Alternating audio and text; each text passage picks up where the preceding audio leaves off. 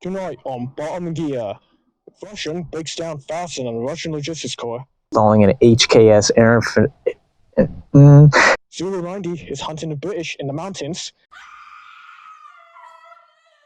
And Stryker calls the Russian a twat. Yeah, I am, you fucking twat. All this and more tonight on Bottom Gear.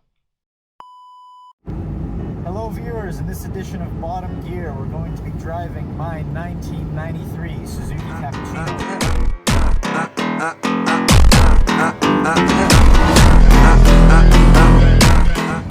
We're going to go through the car, show you the issues, show you what's good about it, show you what we're going to fix, show you what we're going to modify. This car has a 64 horsepower, 0.6 liter 3-cylinder, which to most people, including myself, may not seem like a lot. However, when the car is only 700 kilograms, 64 horsepower might as well be putting a freaking pound of C4 underneath it and lighting it. This shit is fast, and it's agile.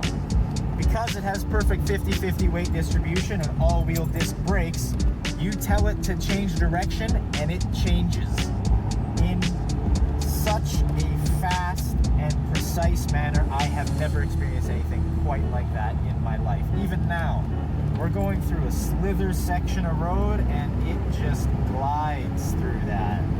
Now, this car is perfect. 31 years and it aged like fine wine. In truth, not really. It has issues. It's got some paint marks on the front. The plastic furniture just underneath the hood is rather sun-dyed. One of the windowsills is rusty. A couple of the body panels have moss growing in it. It has electrical gremlins that just not even concern me. They're just kind of funny. And, well, it's just not all that powerful.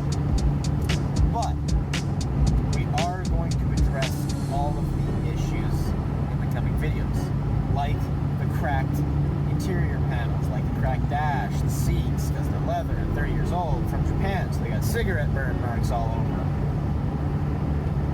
And we're going to be redoing some of the body work on the exterior, having some paintless dent removal. We're going to be repainting the roof black. We're going to be wrapping the car in a color that I won't yet disclose, but you can have a bit of a war in the comments and see who comes out on top being right.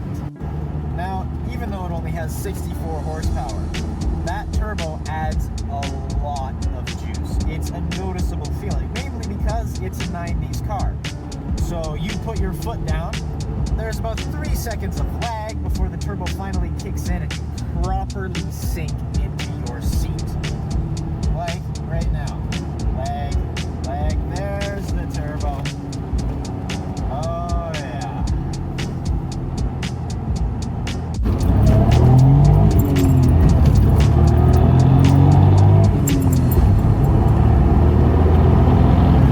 As far as safety features go, it is a little lackluster in that it doesn't really have any. I have no airbag in the steering wheel. There is no passenger airbag. The door card is basically touching my arm anytime I try to steer, so if I get T-boned, I am the crumple zone. Yeah, no airbags, no crumple zones, other than obviously the driver. And if I get in a rear end collision and push back the engine, I'm getting impaled by my steering column. Which isn't great, but you know what? Might as well, if I'm gonna go out and do it, doing something I love. Now, a lot of you watching this may wonder, why in the actual fuck did he buy a Cappuccino and not something like a Supra, a GTR, or maybe even a Mitsubishi GTO? Well, the reason for that is the Supra and the GTR are far out of my price range. And the Mitsubishi GTO is kind of boring, front-wheel drive for the one that I can afford. It's whatever. Whereas, you look at this thing. It's tiny. Only weighs 700 kilograms, less than 8 feet long. It's quick. Well, it only has 64 horsepower. It sends all 64 of that to the rear wheel, so you can spin it right around a corner. Nice and fun. 50-50 weight distribution.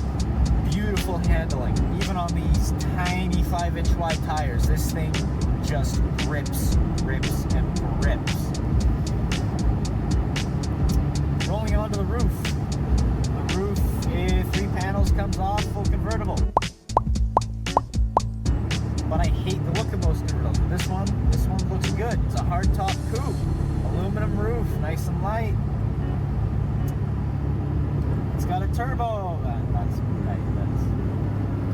And as you steadily run out of ideas, we decide to break for lunch. Yeah. Now, there are other issues that are more just kind of annoying than anything. The windows take about 1.5 years to roll up when they're down, and take about half a year to roll down. The steering column is kind of in a weird spot. Steering wheel's a bit too big for me to get my legs under, so it's a little bit difficult to get in the car. And with the way the car is set up, you know, it's just difficult to get in general. And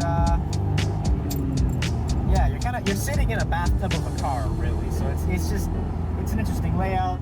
With the black interior, it's almost an inferno whenever you step in here, and the moment you turn on the AC, yes, it has AC, 90% of your already limited power is gone. So we kind of have to deal with that in ways that we will.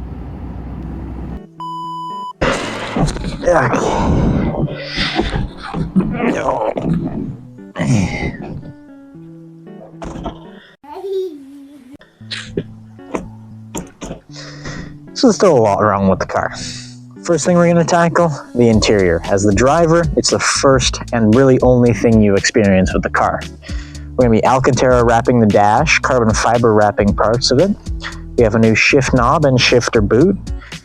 We are going to be fixing all the cracks in all the leather and generally making it a nicer place to be. As far as the exterior, we're going to be doing a wide body, some crazy aero mods, and a wrap. Comment down below what you think that wrap should be, but I have a general idea on what we're going to do. As far as performance, full new ECU kit, new spark plugs, spark plug leads, and a boost sensor, as well as an HKS air intake imported from Japan, designed for this very engine. All that is in the months to come. Thank you so much for watching. If you liked what you saw, subscribe. If not, fuck off.